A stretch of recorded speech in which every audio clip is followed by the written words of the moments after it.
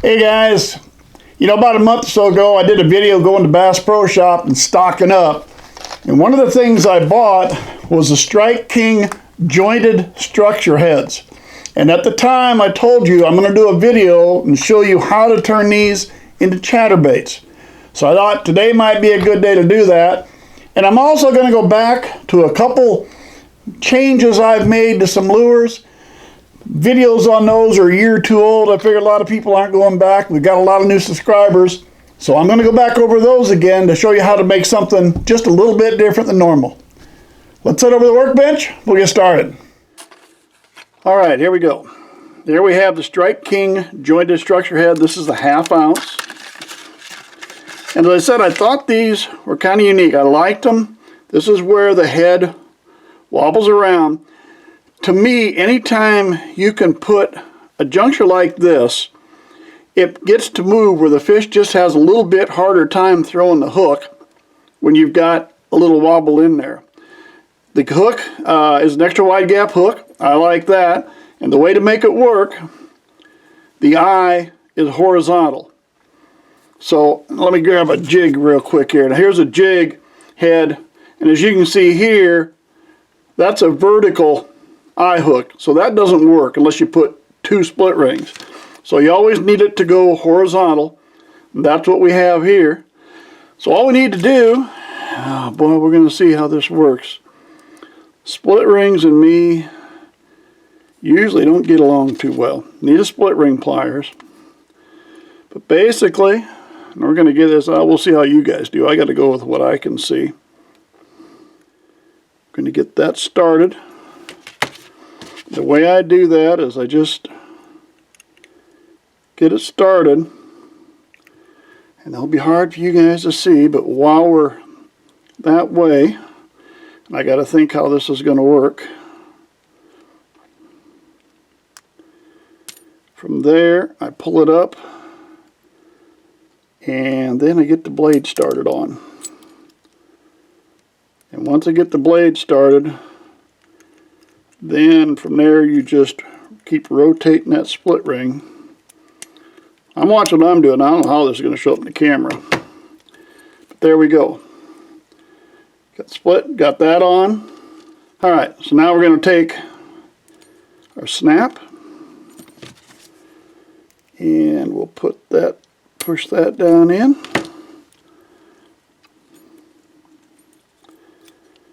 And get it turned around where I can get to it here, get my fingers into it.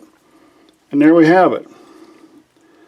We got that. So now all we need to do, let me get a skirt. We'll put a skirt on that. Or, tell you what, better yet, make it simpler. Let's do this. Here's one that's already done. I'll go ahead and take the plastic off. And you hook it up just the way you would any other soft plastics, like a worm or whatever, when you're using an extra wide gap hook. And there we have it. I've got there's your blade. This one has to be gold. Got the swivel head, put a black skirt on it. So I'm working here with a gold blade and a black skirt.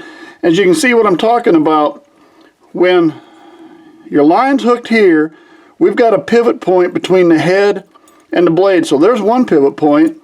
But now, because we've got this head, we've got a second pivot point.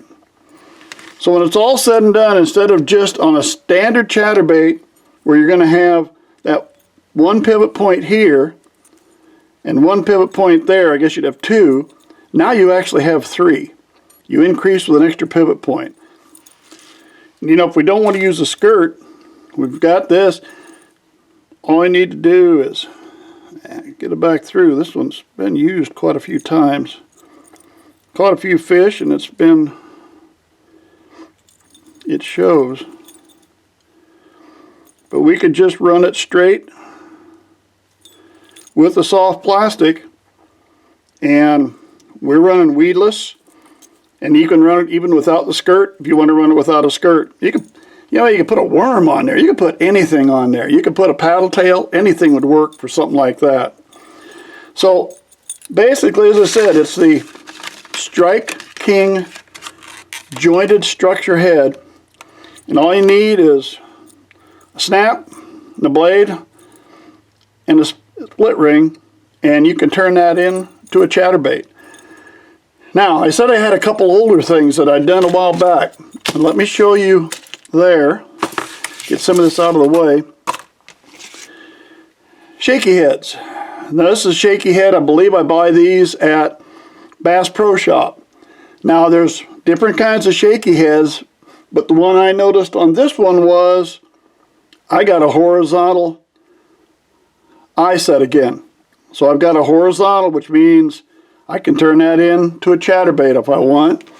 And that's what we did here. Again, snap, blade, split ring, and put on your soft plastics. But just this, just as I did here, I'm able to run a chatterbait, and I'm running it weedless.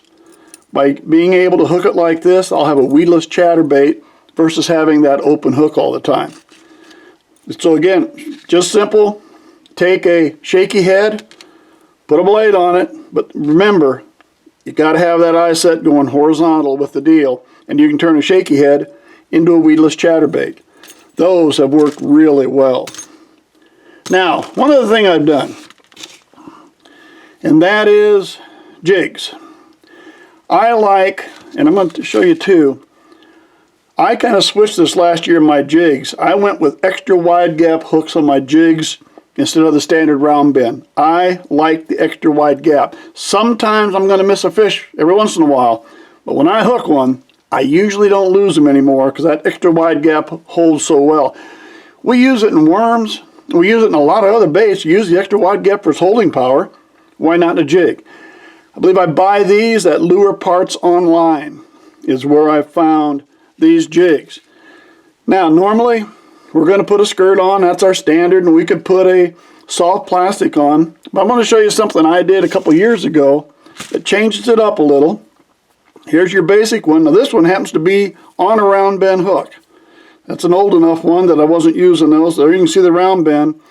But I added a willow blade. I have two little plastic discs on here. I'll hold it up. Hopefully you can see that. You can see those little plastic discs. And all those are, that is plastic from a coffee can lid.